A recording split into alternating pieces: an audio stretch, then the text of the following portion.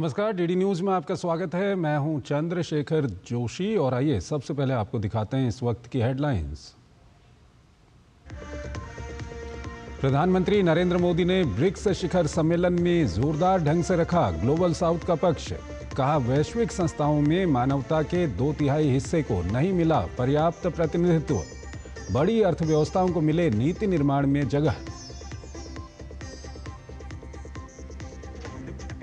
Brazil के राष्ट्रपति लूला डा सिल्वा ने पहलगाम आतंकी हमले की निंदा की। संयुक्त राष्ट्र सुरक्षा परिषद के विस्तार और अधिक प्रभावशाली बनाने पर दिया बल।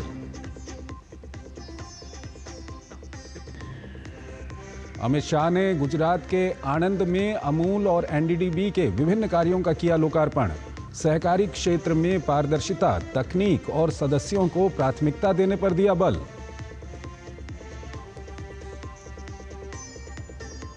मनसे नेता राज ठाकरे के विवादित बयान पर गरमाई राजनीति। केंद्रीय मंत्री रामदास अठावले ने की कड़ी निंदा। कहा, हिंसक रवैया कतई बर्दाश्त नहीं। देश की सभी भाषाओं का सम्मान किए जाने की अपील।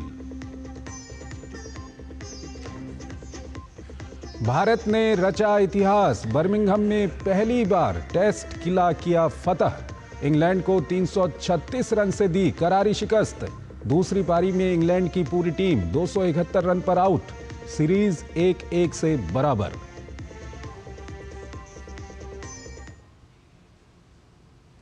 और आइए अब खबरों को विस्तार से देखते हैं। प्रधानमंत्री नरेंद्र मोदी ने ग्लोबल साउथ के हितों को प्राथमिकता दिए जाने की बात कही। उन्होंने कहा, सतत विकास, तकनीक तक पहुंच या बात सुरक्षा की हो या फिर संसाधनों के वितरण की, ग्लोबल साउथ के देशों को ना तो प्राथमिकता ही मिली और ना ही प्रतिनिधित्व। प्रधानमंत्री ने अप्रासंगिक होती वैश्विक संस्थाओं को लेकर कहा कि वैश्विक संघर्ष हो या फिर स्पेस की चुनौतियां या महामारी, इन संस्थाओं के पास कोई समाधान नहीं है।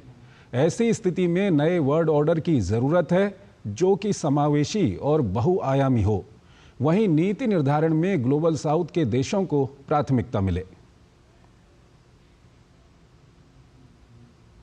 इसके अलावा प्रधानमंत्री ने ब्रिक्स के विस्तार पर प्रसन्नता जाहिर की। उन्होंने इंडोनेशिया के जुड़ने का स्वागत किया। प्रधानमंत्री ने कहा कि ब्रिक्स समय के साथ बदलने की क्षमता रखता है।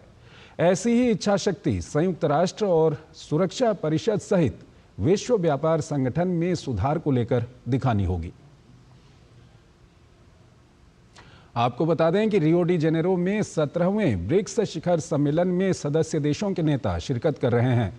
संगठन में 11 सदस्य देश हैं। ब्राजील इस बार ब्रिक्स की अध्यक्षता कर रहा है। मुख्य फोकस शांति, सुरक्षा और ग्लोबल गवर्नेंस पर है। वहीं ब्राजील के राष्ट्रपति ने अपने ओपनिंग रिमार्क में आतंकवाद, विशेष तौर पर पहलगाम में हुए आतंकी हमले की निंदा की। उन्होंने कहा कि घृणा की कोई जगह नहीं होनी चाहिए। साथ ही उन्होंने संयुक्त राष्ट्र संघ सहित अन्य वैश्विक संस्थाओं में सुधार की बात कही है।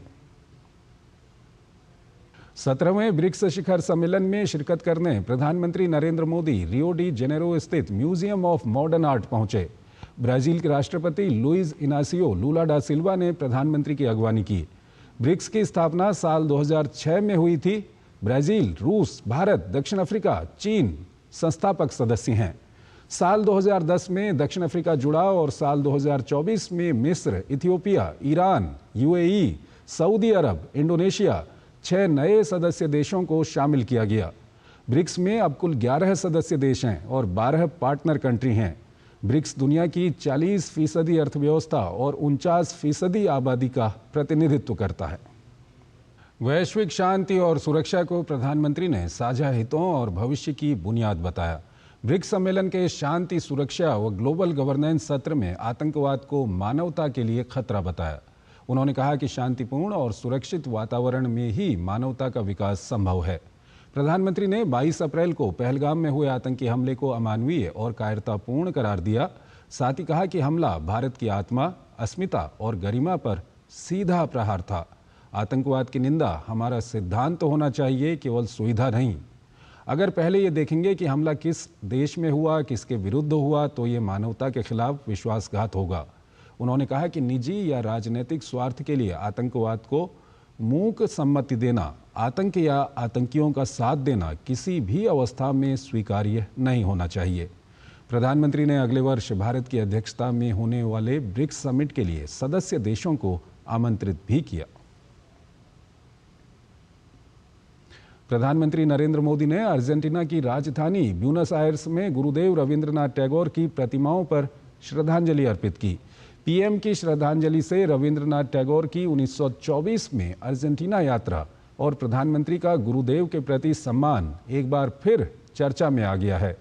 खासकर दुनिया के अलग अलग हिस्सों में फैले बंगाली लोगों के मन और हृदय को जरूर प्रभावित किया है। देखते हैं धीरज कुमार की ये रिपोर्ट। चोलाए चोलाए बाजवे जोएर मेरी पाएर बेगेई पोत केटे जाए कोरिश्ना आर दे। गुरुवर टैगोर ने अपनी कविता नूतन जोगेर भोर में कहा है, हर आगे बढ़ने वाले कदम पर घोषणाद होगा, दौड़ते पांव ही नया रास्ता बना देंगे, अब देरी मत करो। ये उद्गार गुरुदेव रविंद्रनाथ टैगोर के व्यक्तित्व की महानता को बयां करते हैं। गुरुदेव ने न केवल भारत की साहित्यिक और सांस्कृतिक आत्मा को स्वरूप दिया, बल्कि उनकी रचनाओं ने राष्ट्र की चेतना को जागृत किया। गुरुदेव ने हमेशा स्वदेशी समाज का संकल्प दिया। वे हमारे गांव को, हमारी कृषि को आत्मनिर्भर देखना चाहते थे। वो वाणिज्य और व्यापार को आत्मनिर्भर देखना चाहते थे। वो आर्ट और लिटरेचर को आत्मनिर्भर देखना चाहते थे। उन्होंने आत्मनिर्भरता के लक्ष्य को प्राप्त करने के लिए आत्मशक्ति की बात कही थी।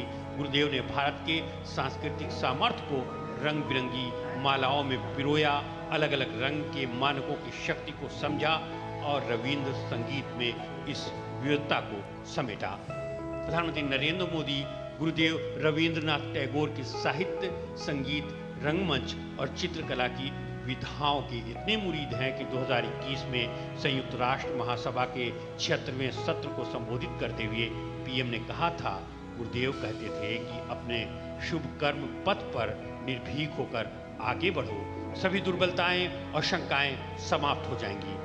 प्रधानमंत्री मोदी की अर्जेंटीना यात्रा के दौरान गुरुदेव रविंद्रनाथ टैगोर फिर से चर्चा में आए। पीएम ने अर्जेंटीना के ब्यूनस आयर्स में गुरुदेव रविंद्रनाथ टैगोर को श्रद्धांजलि अर्पित की। प्रधानमंत्री ने एक्स पर लिखा, ब्यूनस आयर्स में गुरुदेव टैगोर को श्रद्धांजलि अर्पित की। गुरुदेव टैगोर ने 1924 में अर्जेंटीना का दौरा किया था और इस देश के कई लोगों, विशेषकर विद्वानों और छात्रों के मन पर अमिट छाप छोड़ी थी।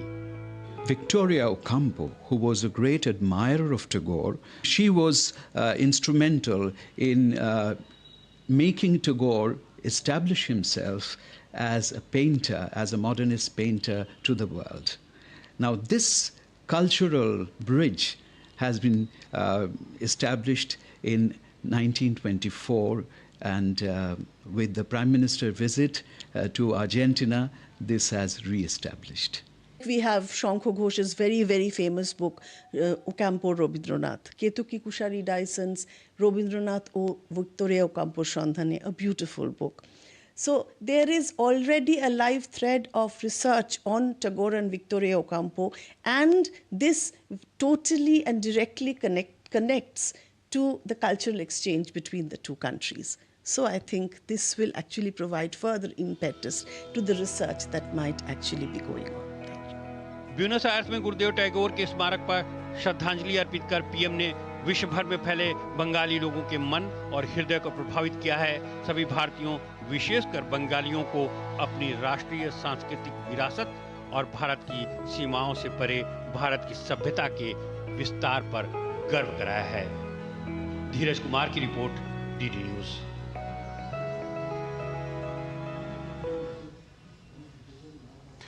केंद्रीय सहकारिता मंत्रालय के 4 वर्ष पूर्ण होने के अवसर पर केंद्रीय सहकारिता एवं गृह मंत्री अमित शाह ने गुजरात के आणंद स्थित अमूल डेयरी में आयोजित एक कार्यक्रम में सहकारिता से जुड़े लोगों को संबोधित किया।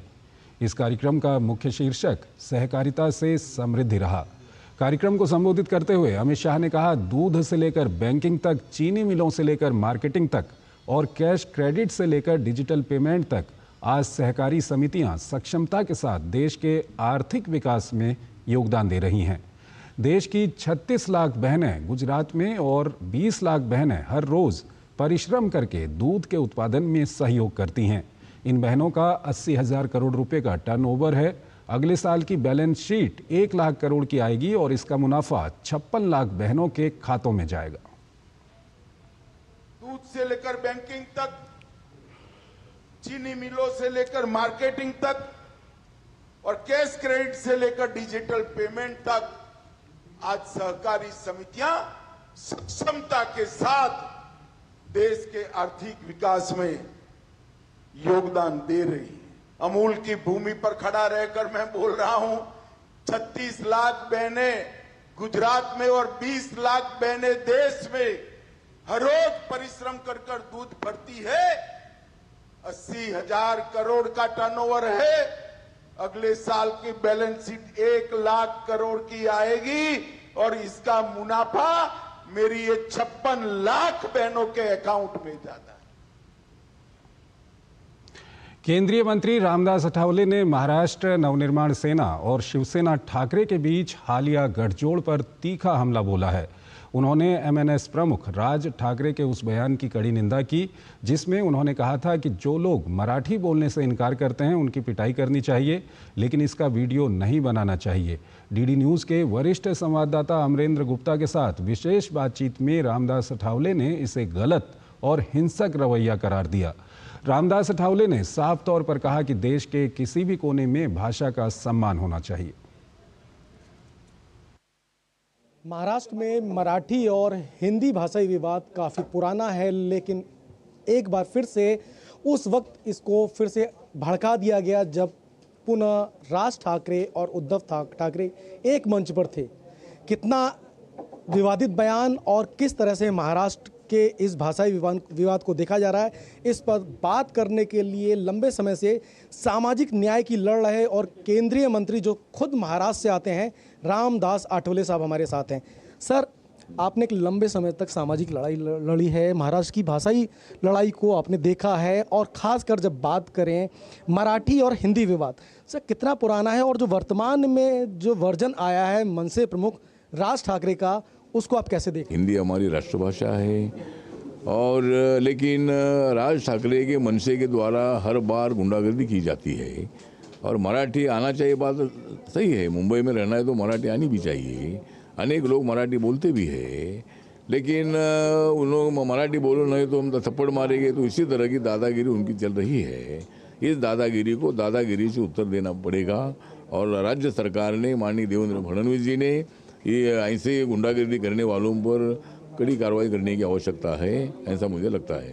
सर, एक बड़ा पल भी था मराठी मानुस के लिए जब दोनों ठाकरे भाई एक साथ मंच पर आए। तकरीबन 20 साल बाद दोनों एक मंच पर थे जब राज ठाकरे उद्धव ठाकरे थे। कई बड़े मैसेज की इंतजार था मराठी मानुस को, लेकिन जो उस मंच से जो बड़ा एक विवादित बयान मंच से प्रमुख राज ठाकरे ने दिया कि थप्पड़ मारो जो हिंदी नहीं बोलेगा और लेकिन वीडियो मत बनाओ, ये कैसे है सर? मतलब यानी कि आप भड़का रहे हैं अपने लोगों को मारिए और वीडियो मत बनाइए। राज ठाकरे जी ने अपने भाषण में जो विवादित बयान दिया है कि थप्पड़ मारो लेकिन वीडियो मत निकालो, तो मुझे लगता है कि एक नेता ने इसी तरह की भूमिका लेना ठीक नहीं है। मुझे लगता है कि अगर राज ठाकरे अकेले दादागिरी कर सकते हैं ऐसा नहीं है, वो उनके लोग ही थप्पड़ मार सकते हैं ऐसा नहीं है, उनके लोगों को बाकी के लोग भी थप्पड़ मार सकते हैं। मराठी का स्वाभिमान हम सब लोगों को है, तो इसीलिए राज ठाकरे के बयान से हम सहमत नहीं है। अगर ऐसा बयान उन्होंने दिया है तो मुझे लगता है कि इसकी जांच पुलिस ने करनी चाहिए और उनके ऊपर लीगल कार्रवाई करने की आवश्यकता है।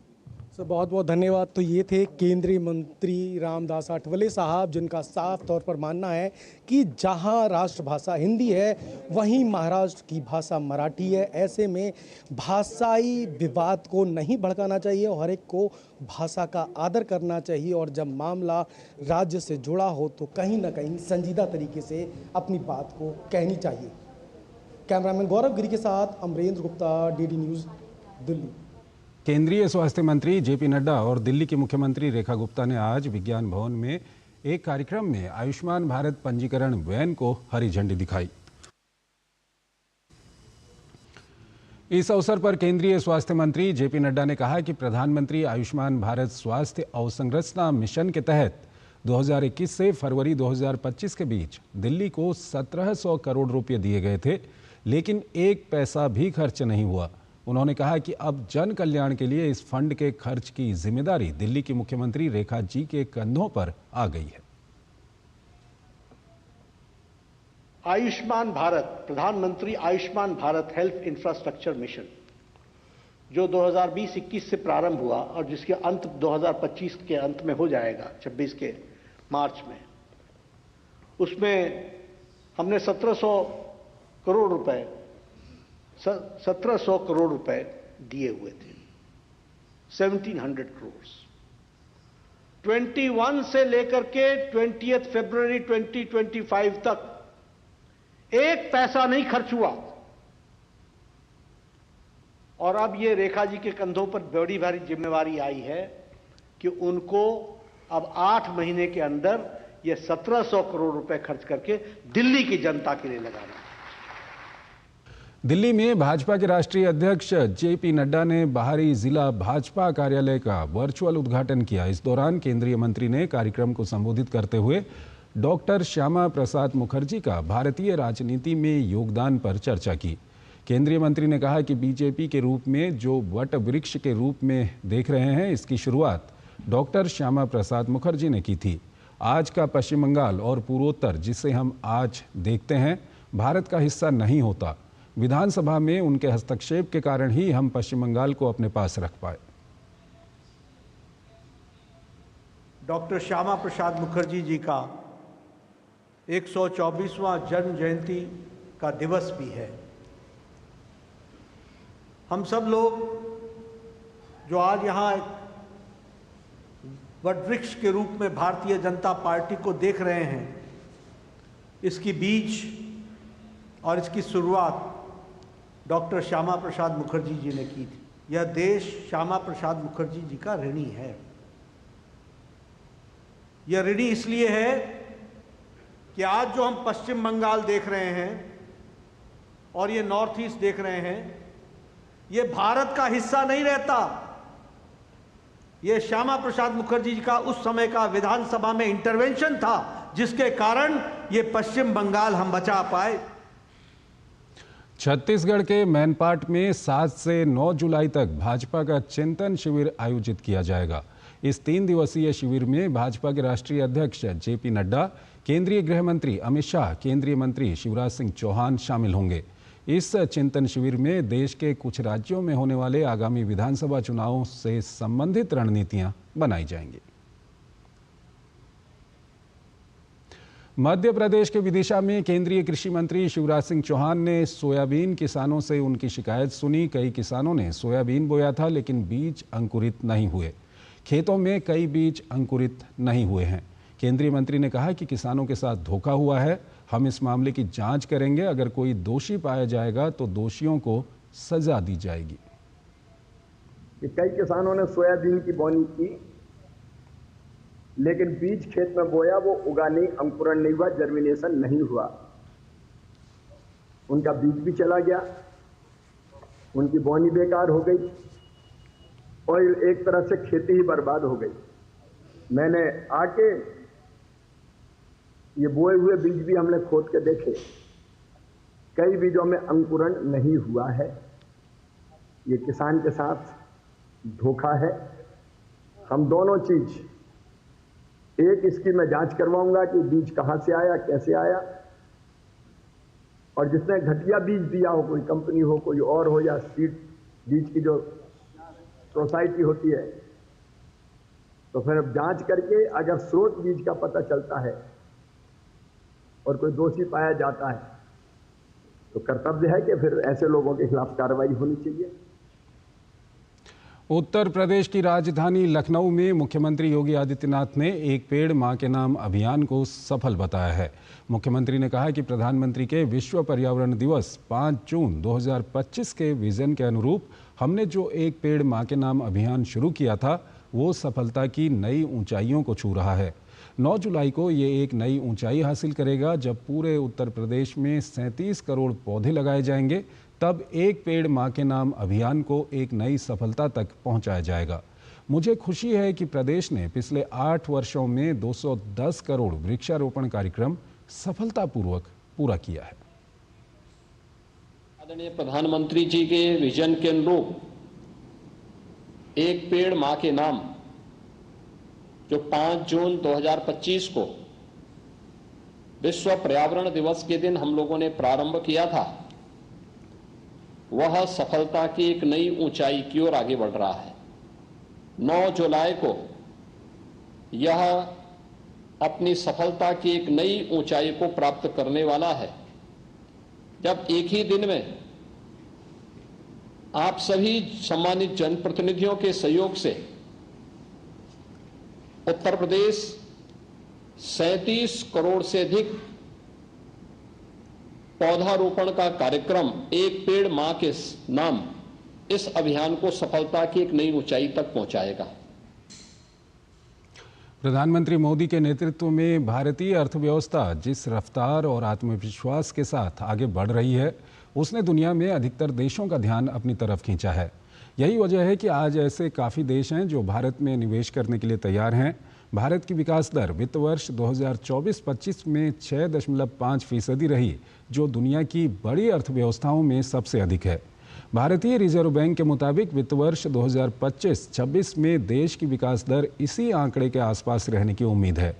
संयुक्त राष्ट्र के अनुसार भारत की विकास दर इस साल 6.3% और अगले साल 6.4% की दर से बढ़ सकती है, जबकि भारतीय उद्योग परिसंघ का अनुमान है कि चालू वित्त वर्ष में देश की विकास दर 6.40 से 6.70% के बीच रह सकती है। अर्थव्यवस्था के अच्छे प्रदर्शन के कारण देश के निर्यात में भी तेजी से इजाफा हो रहा है। भारत का कुल निर्यात वित्त वर्ष 2024-25 में करीब 825 बिलियन अमेरिकी डॉलर के नए उच्चतम स्तर पर पहुंच गया है, जो वित्त वर्ष 2023-24 में 778 बिलियन अमेरिकी डॉलर से 6% अधिक है। इससे पहले वित्त वर्ष 2013-14 में देश का निर्यात केवल 466 बिलियन डॉलर था, जो बीते एक दशक में देश के निर्यात में निरंतर प्रगति को दिखाता है। एक तरफ देश तेजी से आर्थिक रूप से मजबूत हो रहा है, वहीं महंगाई दर भी न्यूनतम स्तरों पर बनी हुई है। मई 2025 में खुदरा महंगाई दर 2.82% पर रही थी, जो कि फरवरी 2019 के बाद खुदरा महंगाई का सबसे निचला स्तर है। इसके अतिरिक्त भारतीय अर्थव्यवस्था के अच्छे प्रदर्शन के कारण पूंजीगत बाजारों पर भी निवेशकों का भरोसा तेजी से बढ़ रहा है। भारतीय शेयर बाजार में खुदरा निवेशकों की संख्या दिसंबर 2024 तक बढ़कर 13 करोड़ 20 लाख हो गई है, जबकि 2019-20 में ये आंकड़ा 4 करोड़ 90 लाख पर था। ये बढ़ोतरी इक्विटी बाजारों में बढ़ती सार्वजनिक रुचि और देश की दीर्घकालिक क्षमता में विश्वास को दर्शाती है।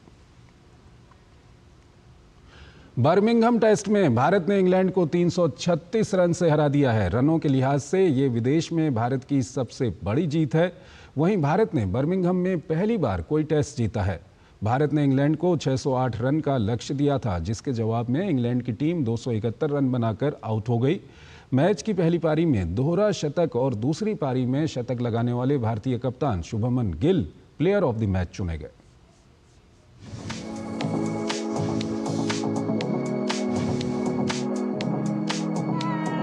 बर्मिंघम टेस्ट में भारत ने इंग्लैंड को 336 रन से हरा दिया है। ये पहला मौका है जब भारत ने बर्मिंघम में कोई टेस्ट जीता है। वहीं रनों के लिहाज से ये विदेश में भारत की सबसे बड़ी जीत है। मैच के 5वें और आखिरी दिन बारिश के कारण खेल कुछ देरी से शुरू हुआ। 608 रन के लक्ष्य का पीछा करते हुए इंग्लैंड ने 3 विकेट पर 72 रन से आगे खेलना शुरू किया। ओली पोप को आउट कर आकाशदीप ने भारत को दिन की पहली सफलता दिलाई। हैरी ब्रूक भी 23 रन बनाकर आकाशदीप का ही शिकार बने। लंच से ठीक पहले बेन स्टोक्स को 33 रन पर आउट कर वॉशिंगटन सुंदर ने इंग्लैंड को बड़ा झटका दिया। क्रिस वोक्स 7 रन बनाकर प्रसिद्ध कृष्णा की गेंद पर आउट हुए।